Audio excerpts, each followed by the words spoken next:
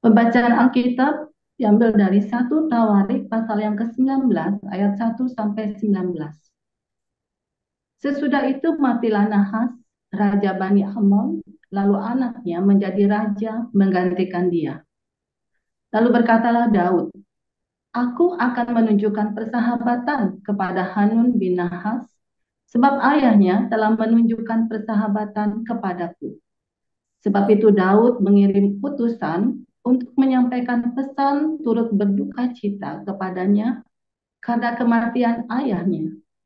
Tetapi ketika pegawai-pegawai Daud sampai ke negeri Bani Amon itu kepada Hanun untuk menyampaikan pesan turut berduka cita kepadanya, berkatalah pemuka-pemuka Bani Amon itu kepada Hanun, apakah menurut anggapanmu Daud hendak menghormati ayahmu karena ia telah mengutus kepadamu orang-orang yang menyampaikan pesan turut berduka cita? Bukankah dengan maksud untuk menyelidik, untuk mengintai, dan menghancurkan negeri ini, maka pegawai-pegawainya datang kepadamu? Lalu Hanun menyuruh menangkap pegawai-pegawai Daud itu, disuruhnya mencukur mereka dan memotong pakaian mereka pada bagian tengah sampai pangkal paha mereka. Kemudian dilepasnya mereka. Ketika mereka berjalan pulang, diberitahukan kepada Daud tentang orang-orang itu. Lalu disuruhnya orang menemui mereka, sebab orang-orang itu sangat dipermalukan. Raja berkata, tinggallah di Yeriko sampai janggutmu itu tumbuh, kemudian datanglah kembali. Setelah dilihat Bani Amon bahwa mereka telah membuat dirinya dibenci oleh Daud, maka Hanun dan Bani Amon itu mengirim 1.000 talenta perak untuk menyewa kereta dan orang-orang berkuda dari Aram Mesopotamia, dari Aram Maaka, dan dari Aram Zoba. Mereka menyewa 32.000 kereta serta raja negeri Maaka dengan tentaranya yang datang berkemah dekat Medeba. Juga Bani Amon itu berkumpul dari kota-kota mereka dan datang untuk berperang. Ketika Daud mendengar hal itu, disuruhnyalah Yoab maju dengan segenap tentara dan pahlawan. Lalu Bani Amon maju, diaturnya barisan perangnya di depan pintu kota. Sedang raja-raja yang ikut datang ada tersendiri di padang. Ketika Yoab melihat bahwa serangan itu mengancam dia dari depan dan dari belakang, maka dipilihnyalah sebagian dari orang pilihan Israel, lalu yang mengatur barisan mereka berhadapan dengan orang Aram itu. Selebihnya dari rakyat itu ditempatkannya di bawah pimpinan Abisai, adiknya, dan mereka mengatur barisannya berhadapan dengan Bani Amon itu. Lalu berkatalah Yoab, jika orang Aram itu lebih kuat daripadaku, maka haruslah engkau menolong aku.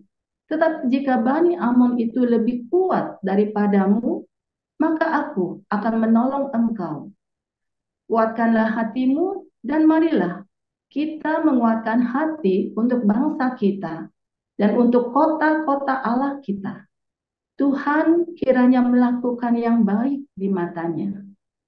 Lalu Yoab dan tentara yang bersama-sama dengan dia maju menghadapi orang Aram itu untuk berperang, dan orang-orang itu melarikan diri dari hadapannya.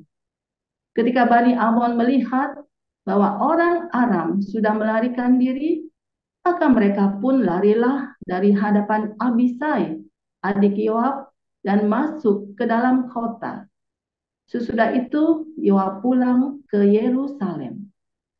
Ketika orang Aram melihat bahwa mereka telah terpukul kalah oleh orang Israel, maka mereka mengirim utusan-utusan dan menyuruh orang Aram yang di seberang sungai Efrat maju berperang di bawah pimpinan Sofak, panglima tentara Hadadezer. Setelah hal itu diberitahukan kepada Daud, maka dikumpulkannya seluruh orang Israel di seberanginya sungai Yordan, lalu sampai ke dekat mereka, dan diaturnya barisannya melawan mereka. Ketika Daud mengatur barisannya berhadapan dengan orang Aram itu untuk berperang, maka mereka bertempur melawan dia. Tetapi orang Aram itu lari dari hadapan orang Israel, dan Daud membunuh dari orang Aram itu 7.000 ekor kuda kereta dan 40.000 orang pasukan berjalan kaki, juga Sofak, panglima tentara itu, dibunuhnya. Ketika dilihat orang-orang yang takluk kepada Hadadezer bahwa mereka telah terpukul kalah oleh orang Israel, maka mereka mengadakan perdamaian dengan Daud dan takluk kepadanya. Sesudah itu, orang Aram tidak mau lagi memberi pertolongan kepada Bani Amun. Demikian. Ya, selanjutnya kami persilakan untuk Pak Apul.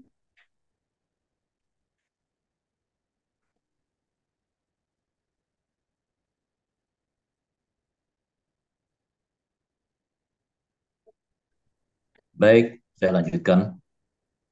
Pada suatu hari Sabat, Yesus datang ke rumah salah seorang pemimpin dari orang-orang Farisi untuk makan di situ. Semua yang hadir mengamati dia dengan seksama. Tiba-tiba, datanglah seorang yang sakit busung air berdiri di hadapannya. Lalu Yesus berkata kepada ahli-ahli Taurat dan orang-orang Farisi itu, katanya, diperbolehkankah menyembuhkan orang pada hari Sabat atau tidak? Mereka itu diam semuanya. Lalu ia memegang tangan orang sakit itu dan menyembuhkannya dan menyuruhnya pergi. Kemudian ia berkata kepada mereka, siapakah di antara kamu yang tidak segera menarik keluar anaknya atau lembunya kalau terperosok ke dalam sebuah sumur, meskipun pada hari Sabat? Mereka tidak sanggup membantahnya. Karena Yesus melihat bahwa tamu-tamu berusaha menduduki tempat-tempat kehormatan, ia mengatakan perumpamaan ini kepada mereka. Kalau seorang mengundang engkau ke pesta perkawinan, janganlah duduk di tempat kehormatan, sebab mungkin orang itu telah mengundang seorang yang lebih terhormat daripadamu. Supaya orang itu yang mengundang engkau dan dia jangan datang dan berkata kepadamu, berilah tempat ini kepada orang itu, lalu engkau dengan malu harus pergi duduk di tempat yang paling rendah. Tetapi apabila engkau diundang, pergilah duduk di tempat yang paling rendah. Mungkin tuan rumah akan datang dan berkata kepadamu, sahabat, silakan duduk di depan. Dan dengan demikian engkau akan menerima hormat di depan mata semua tamu yang lain. Sebab barang siapa meninggikan diri, ia akan direndahkan. Dan barang siapa merendahkan diri, ia akan ditinggikan. Dan Yesus berkata juga kepada orang yang mengundang dia, apabila engkau mengadakan perjamuan siang atau perjamuan malam, janganlah engkau mengundang sahabat-sahabatmu atau saudara-saudaramu atau kaum keluargamu atau tetangga-tetanggamu yang kaya, karena mereka akan membalasnya dengan mengundang engkau pula, dan dengan demikian engkau mendapat balasnya. Tetapi apabila engkau mengadakan perjamuan, undanglah orang-orang miskin, orang-orang cacat, orang-orang lumpuh, dan orang-orang buta, dan engkau akan berbahagia, karena mereka tidak mempunyai apa-apa untuk membalasnya kepadamu, sebab engkau akan mendapat balasnya pada hari kebangkitan orang-orang benar. Mendengar itu berkatalah seorang dari tamu-tamu itu kepada Yesus, berbahagialah orang yang akan dijamu dalam kerajaan Allah. Tetapi Yesus berkata kepadanya, ada seorang mengadakan perjamuan besar dan ia mengundang banyak orang. Menjelang perjamuan itu dimulai, ia menyuruh hambanya mengatakan kepada para undangan, marilah, sebab segala sesuatu sudah siap. Tetapi mereka bersama-sama minta maaf. Yang pertama berkata kepadanya, aku telah membeli ladang dan aku harus pergi melihatnya. Aku minta dimaafkan. Yang lain berkata, aku telah membeli 5 pasang lembu kebiri dan aku harus pergi mencobanya. Aku minta dimaafkan." Yang lain lagi berkata, "Aku baru kawin dan karena itu aku tidak dapat datang." Maka kembalilah hamba itu dan menyampaikan semuanya itu kepada tuannya.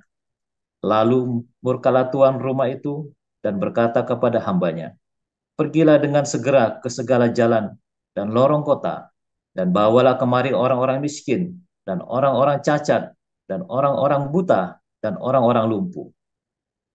Kemudian hamba itu melaporkan, "Tuan, apa yang Tuan perintahkan itu sudah dilaksanakan, tetapi sekalipun demikian masih ada tempat."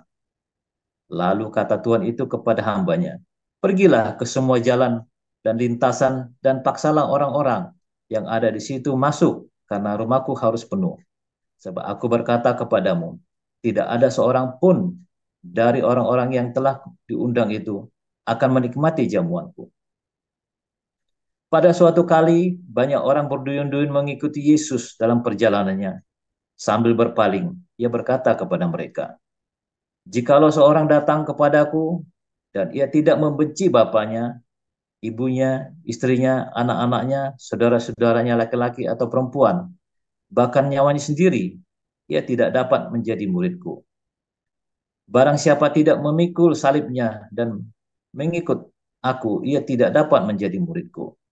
Sebab siapakah di antara kamu yang kalau mau mendirikan sebuah menara tidak duduk dahulu membuat anggaran biayanya? Kalau cukup uangnya untuk menyelesaikan pekerjaan itu, supaya jikalau ia sudah meletakkan dasarnya dan tidak dapat menyelesaikannya, jangan-jangan semua orang yang melihatnya mengejek dia sambil berkata, "Orang itu mulai mendirikan, tetapi ia tidak sanggup menyelesaikannya." Atau raja manakah kalau mau pergi berperang melawan raja lain, tidak duduk dahulu untuk mempertimbangkan apakah dengan 10.000 orang ia sanggup menghadapi lawan yang mendatanginya dengan 20.000 orang? Jikalau tidak, ia akan mengirim utusan selama musuh itu masih jauh untuk menanyakan syarat-syarat perdamaian. Demikian pula lah tiap-tiap orang di antara kamu yang tidak melepaskan dirinya dari segala miliknya tidak dapat menjadi muridku. Garam memang baik, tetapi jikalau juga menjadi tawar, dengan apakah ia diasinkan? Tidak ada lagi gunanya, baik untuk ladang maupun untuk pupuk, dan orang yang membuangnya saja. Siapa mempunyai telinga untuk mendengar, hendaklah ia yang mendengar. Demikian firman Tuhan. Ya, terima kasih untuk para lektor yang telah membacakan Tuhan, Ibu Elia Pandi dan Pak Abdul Siahaan. Kini kita mendengarkan renungan firman Tuhan yang akan dibawakan oleh hambanya, gembala kita, Pastor Joseph Paulzang, dengan tema Perang Mualaf dan Murtadin. Nah, bagaimana perspektif seorang Pastor Paul dengan tema ini? Mari kita dengarkan langsung. Kami persilakan untuk Pastor. Haleluya, firman Tuhan selalu baru setiap hari. Ketika kita menantikan Tuhan dengan penuh cinta, dengan penuh pengharapan, hati yang teguh, jangan goyang, saudara ya. Jangan goyang, jangan berubah pikiran seperti para mu'alaf Islam itu ya, saudara ya. Orang-orang yang meninggalkan Tuhan. Saudara, kemarin Koinonia sudah saya ceritain ya, bagaimana ya orang-orang kalau sudah lahir baru nggak mungkin dia bisa jadi Islam kalau sudah lahir baru ya, tidak mungkin dia bisa tersesat lagi, nggak bisa saudara, karena pasti dibelokin sama Tuhan, mengalami perjumpaan dengan Tuhan Yesus kalau perlu, ada peristiwa besar kalau perlu ya, supaya dia bisa balik saudara ya, supaya bisa balik ya. Ajaib ya Tuhan ya, aduh saya bersyukur ya. Kalau setiap cerita saya mau nyari jadi mualaf, terus Tuhan baik yang belokin saya terharu ya. Tuh Tuhan kok baik sekali ya. Saya kok bisa dikembalikan ya. Tetapi sebenarnya ya ada setiap hari para mualaf dan murtadin ini ya, mereka adalah orang-orang yang mengalami konflik batin, saudara ya, mengalami peperangan dalam hidupnya. Kalau ada cerita perang, ya di dalam perjanjian lama itu ada sebuah metafora. Ya kejadian itu beneran, tetapi begitu Anda masuk dalam perjanjian baru, pemikiranmu adalah apa? Sebuah perang di dalam hidupmu, saudara. Ya, kalau bukan berarti Anda perang salib, nah, itu salah, saudara. Begitu Anda bilang perang, membaca tentang penafsiran, penafsiran atau tafsir perjanjian lama untuk kehidupan praktek sehari-hari tentang perang, bukan jihad kayak orang Islam perang, saudara, itu barbar sekali ya. Di zaman modern masih mau perang-perangan. Itu adalah sebuah perang di dalam konflik hidupmu, konflik batin, perang hidupmu, saudara. Ya, jadi kalau Anda cerita tentang orang-orang Israel yang memerangi, tadi ya, Daud memerangi Raja Aram dan Amon itu adalah sebuah perang, konflik di dalam hidupmu, saudara. Perang itu selalu ada tiap hari dalam hidupmu.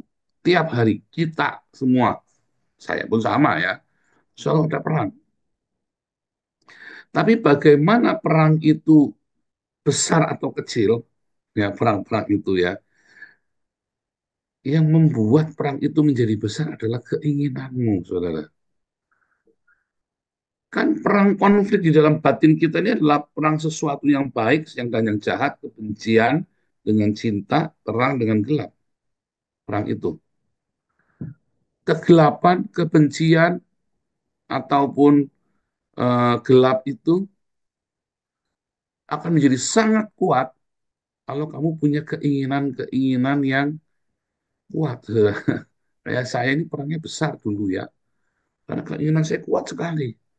Yang di-drive ya oleh adrenalin saya, oleh keinginannya di-drive oleh ambisi, bahkan mungkin hawa nafsu. Ya, orang-orang yang ambisius seperti saya ini ya dulu ya, perangnya besar sekali, saudara. Konflik batinnya besar sekali. Orang-orang yang dingin, apatis ya cenderung nggak ada perang, malah malah bingung dia mau ngapain, hidup ini malah membosankan. Tiada perang juga nggak baik, saudara. Hidupmu jadi membosankan, ya. Tapi Anda perang yang terlalu besar, yang tidak bisa kamu menangkan, yang tidak mungkin kamu menangkan, adalah perang ketika kamu hidupmu masih dikuasai oleh saks, dagingmu, saudara. Nah, kalau orang-orang yang masih dikuasai saksnya ini, dia akan sulit untuk lahir baru. Maaf, saya ulangi ya, bukan sulit untuk lahir baru. Dia belum lahir baru, ya. Sebab begitu dia dipimpin oleh Roh Kudus, saksnya itu hilang sendiri, saudara. Ya, orang-orang yang masih dikuasai oleh dagingnya dia, baik itu kedengkian, kemarahan, dendam, hawa nafsu, seks cabul, suka berantem, ya, suka mengeluh, suka fitnah, ini dengki, itu berarti dia orang yang belum lahir baru. Itu orang-orang yang belum lahir baru. Dijamin, saudara.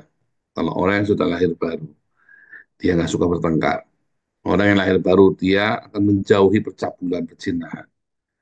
Minggir sendiri, ya mungkin jijik aja. Jijik aja pokoknya. Orang yang lahir baru, dia tidak akan suka iri. Dia senang.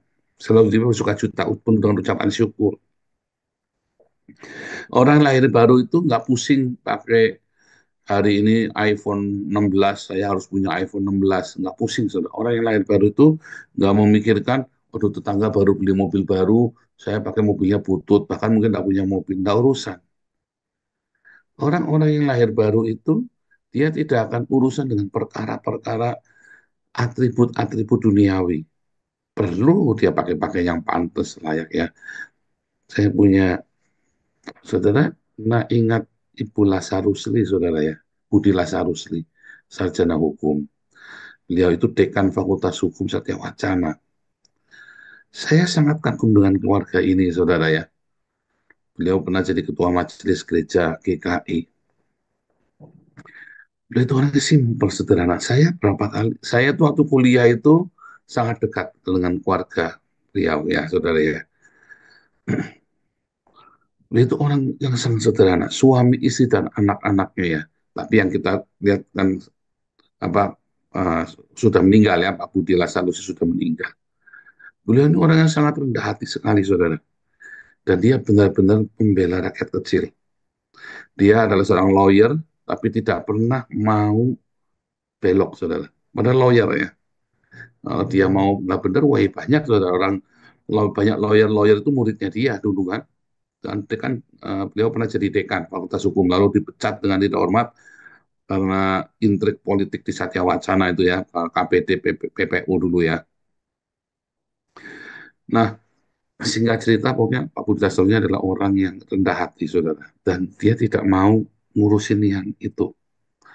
Dan istrinya juga orang yang sangat baik, saudara. Istrinya orang yang sangat baik sekali ya.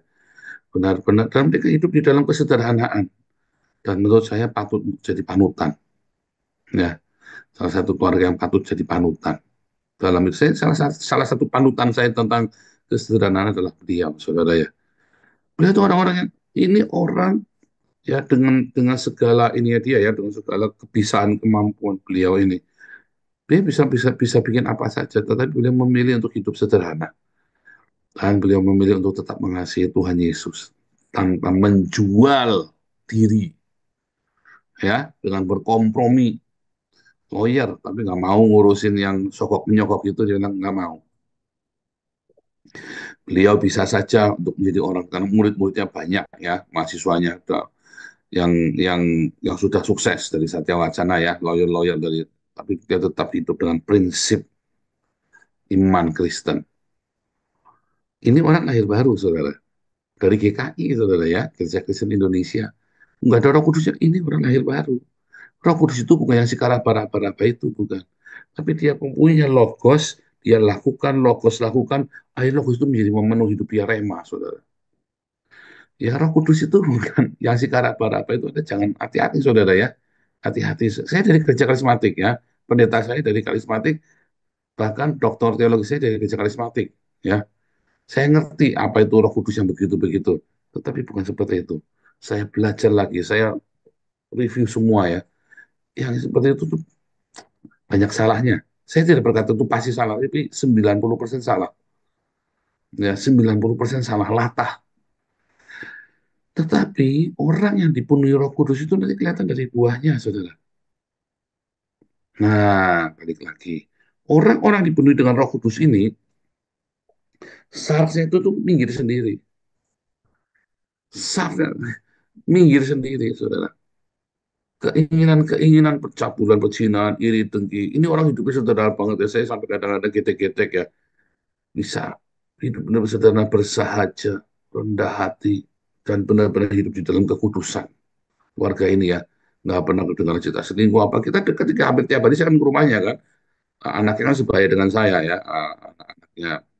Bahkan menantunya, itu teman baik saya juga ya. Menantunya yang menikah sama anak itu teman baik juga sama kita. Ya, itu orang-orang semua ilmuwan-ilmuwan yang luar biasa. Tetapi khusus saya cerita tentang keluarga ini, saudara, ini keluarga yang sangat luar biasa. Jadi panutan. Karena apa? Karena dia hidup dipimpin oleh Roh Kudus. Sehingga itu pergi, saudara, menyingkir. Segala jenis kebusukan, najisan itu pergi sendiri. Nah, para mualaf, orang-orang yang memutuskan untuk jadi Islam, saya kan punya riset. Saya rekam ya, saya datangin satu-satu ya. Edi Prayitno, apalagi dulu yang Menahem Ali, Ngaryawatu Edi Prayitno, Menahem Ali, Yudi Mulyana, ya, terus si Ali, Ali Makrus, ya, Ali Makrus, terus ada kita ngomong Laksamana Hans Indrayana, ya, dan beberapa mualaf lain ya. Itu saya interview, kenapa kamu jadi mualaf? Ya, kenapa kamu jadi mualaf?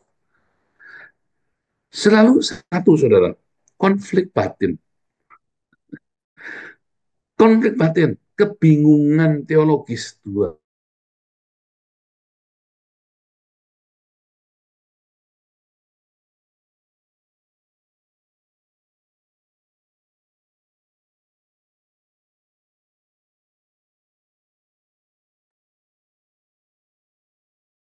Iya, saudara sedikit ada gangguan sembari. Orang yang dagingnya rema memenuhi hidupmu, maka self itu pergi sendiri. Ya, self itu pergi sendiri, otomatis pergi sendiri.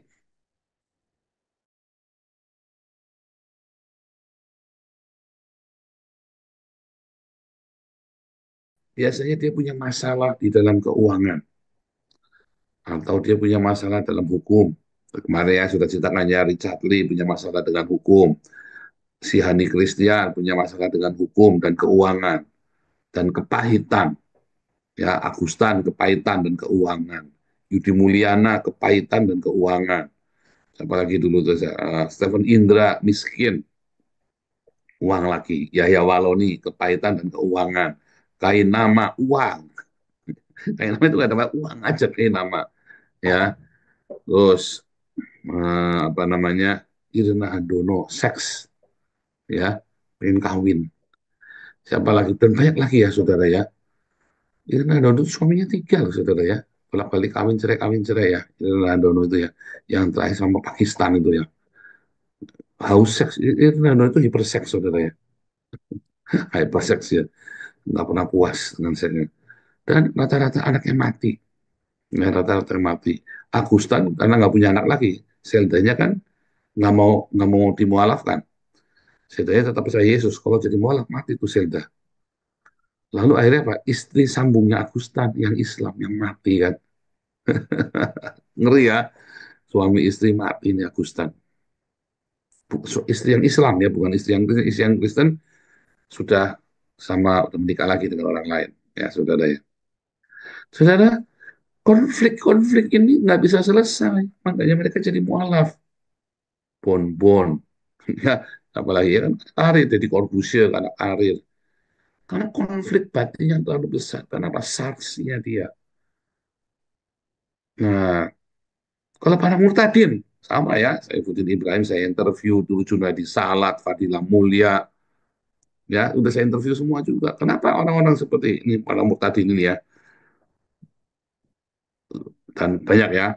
Udah saya interview itu. Termasuk dulu ada namanya Yohanes Hadi juga. Yang dia kan orang pesantren. Tokoh-tokoh yang saya interview. Mereka juga mengalami konflik batin. Tapi konflik batinnya karena mereka ditemui Tuhan Yesus. Mereka dari orang yang penuh dengan hawa nafsu, tiba-tiba dipenuhi Tuhan Yesus. Mereka bingung.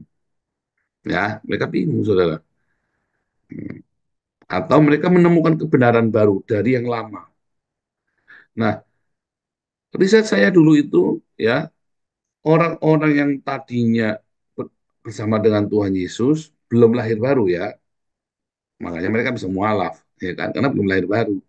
Kemudian karena mereka ada konflik dagingnya mereka, lalu mereka ketarik. Karena terlalu kuat. Dan Islam menawarkan daging itu, pelampiasan daging.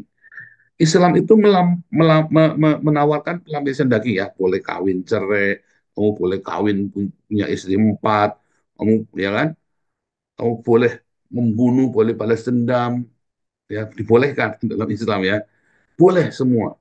Bahkan nanti kamu surganya penuh dengan seks, saudara ya. Menawarkan pelampiasan hawa nafsu. Makanya itu anti Kristus. Sedangkan Kristus menawarkan apa, saudara? Menawarkan hawa nafsu yang diusir dari hidupmu. Ya, bukan dikendalikan, diusir.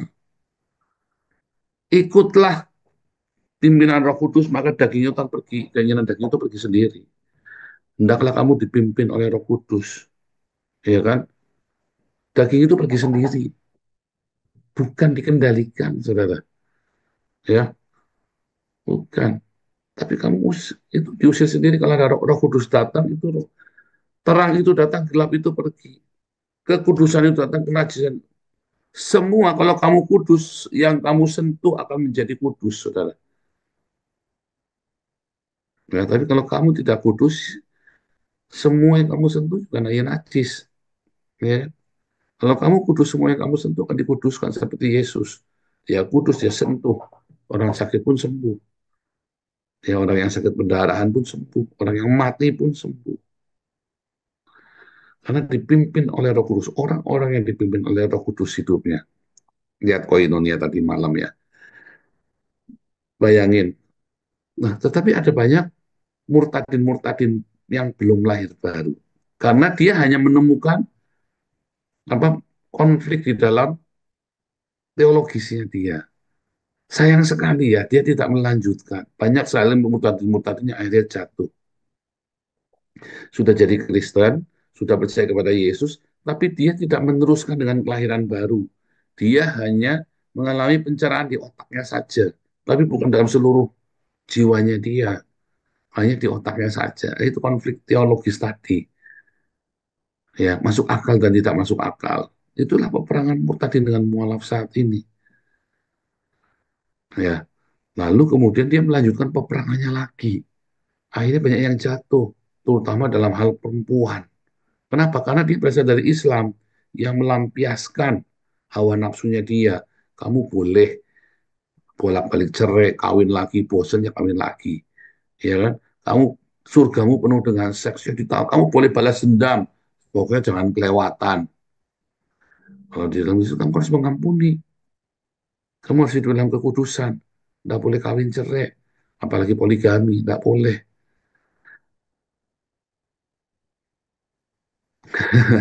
Di dalam Islam, kekayaan menjadi simbol bahwa kamu diberkati oleh Allahnya mereka. Di dalam Kristen, kesederhanaan dan ketika kamu lebih banyak bersedekah, itu yang menjadi simbol kamu diberkati. Bukan kekayaanmu, saudara ya. Tetapi bagaimana kamu bisa memberkati orang lain. Itu yang menjadi simbol.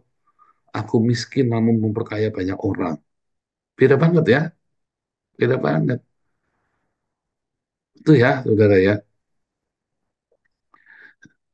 Jadi konflik batin ini nggak selesai. Para murtadin ini akhirnya jatuh lagi. Banyak ya, banyak. Saudara, kalau kamu ingin menang di dalam konflik ini, saudara, hiduplah dipenuhi oleh Roh Kudus. Caranya gimana? Ya tadi, setelah ada lokus, lakukan, lokus, lakukan. Gampang banget, saudara ya. Salah, lakukan lagi, terus. Sampai lokus itu bergema dalam hidupmu. Karena kamu lakukan, fokus kamu lakukan. Jangan nganggur. Jangan kamu berprasangka sama Tuhan. Kamu lagi susah sekarang, lagi banyak utang. Jangan buka tutup, ya sudah, selesai. Selesai di situ, jangan buka tutup lagi. Udah cukup. Apapun hadapin. Mobilnya kudu ditarik, kasihin. Ya, jangan buka tutup lubang lagi. Sudah, kalau kamu udah nggak bisa nurusin, sudah. Jangan buka tutup lubang. Bekerja, tambah job kerjaan, ya yang sehat tentunya ya. Jangan lebih dari 12 jam sehari. Jangan kurang dari 8 jam. Jangan lebih dari 12 jam. Ya, serahkan sama Tuhan. Serahkan sama Tuhan. Ya, bilang, Tuhan, aku hanya ingin Engkau. Apapun yang terjadi, terjadilah. Jangan bekerja kurang dari 8 jam, jangan lebih dari 12 jam. Supaya kamu punya waktu untuk Tuhan. Tetapi supaya kamu juga jangan males bekerja, yang rajin. Tiap hari, Anda yang sudah pensiun, Anda kayak Pak HW itu ya, udah pensiun, tetap tiap hari ya. Pak HW itu, Pak HW itu sama saya itu ya kejar-kejaran ya saudara ya. Saya sampai ngap ya. Saya memang lagi burn out ya saudara. Saya sedang burn out karena saya overload kemarin itu ya. Suka di Haifa mengajar apa segala macam. Saya salah ngatur gara-gara saya salah ngatur jadwal. Makanya saya tak setel kendor semuanya. Sampai saya dapat cunnya lagi ya. Sampai saya dapat cun. Nah ini saya udah mulai ya dapat cunnya lagi. Sejak pelayanan dendak ini membuat saya bergairah saudara ya. Pelayanan dendak ini. Mungkin itulah sebabnya Tuhan suruh saya buka pelayanan di Den Haag ya. Membuat saya bergairah kembali ya. Masih sudah benar, sudah jenuh semuanya ya, sudah jenuh. Nah, tetapi Tuhan bikin ini lagi, makanya itu tadi ya, saudara ya, saya usia 50 tahun, kenapa mendadak cari masalah buka pelayanan, padahal kita sudah, ya itu karena ada sesuatu, ya Tuhan sedang bekerja sesuatu, saya nggak tahu. Makanya jangan biarkan dirimu nganggur, lakukan, ya lakukan firman Tuhan senantiasa. Jangan nganggur, jangan sendirian. Kamu boleh sendirian kalau lagi terlalu sibuk. Kamu terlalu sibuk, nah kamu ambil jeda waktu sendirian. Tapi jangan kamu terlalu lama sendirian, ya dan kamu tidak punya kesibukan. Karena akan terjadi konflik di dalam pikiranmu, saudara. Satu, kedaginganmu terlalu kuat, bikin konflik. Maka kamu obatnya apa? penuhi dengan Roh Kudus. Apa penuh dengan Roh Kudus? Logos, lakukan, logos, lakukan. Ya kan? Sehingga kamu sibuk kan? Kedua, kalau kamu terlalu nganggur, maka pikirannya jahat, saudara. Kayak Daud berzina sama Bathsheba gara-gara nganggur. Jangan nganggur, ya. Berbuatlah kebaikan. Bahkan kalau kamu sudah lagi nganggur pensiun kayak Pak Awe, langsung diambil alih dokter medsos, dipanteng terus, ya, jaga cucu apa segala macam. Si Pak Awe itu sibuk sekali soalnya. Kalau kamu sama beliau itu kudu janjian, nggak bisa sembarangan. Terakhir ya, aduh lebih 2 menit sorry ya. Terakhir saudara ya, penuhi hidupmu selalu fokus dengan diakoni ya. Kalau kamu nganggur, kamu cari aktivitas buat kasih makan saudara. Ya, jangan sampai nganggur-nggur nggak boleh. Kamu jadi jahat, kamu jadi bodoh, kamu pikir kamu jadi aneh-aneh. Banyak pensiunan-pensiunan itu akhirnya jadi nggak bener down dia. Tapi kalau kamu sudah pensiun atau kamu lagi sakit, kan nganggur lagi sakit juga. Kamu baca firman Tuhan, ya, kamu lakukan sesuatu. Kalau perlu kamu masuk, ya, di Facebook, kamu bikin postingan yang memberkati. Terus kalau ada yang kita ngobrol-ngobrol, ya, sharing firman Tuhan, itu pun melayani. Masuk dokter Mesos bisa sharing, masuk ya kan, ikut aktivitas dalam embun pagi, gitu ya saudara ya. Banyak sekali yang bisa kamu lakukan. Bisa besuk juga, jadi tim besuk. Oke, jangan ngantuk. Ya, hidupmu itu harus selalu berguna. Maka konflik batinmu itu, konflik-konflik peperangan dalam hidup itu akan reda sendiri, saudara. Akan reda, ya. Kenapa? Kamu udah nggak ada waktu lagi untuk memikirkan perang-perang. Perang itu kan terjadi dan harus kamu kendalikan, harus kamu manage perang dalam pikiranmu itu. Ya, Tuhan Yesus memberkati.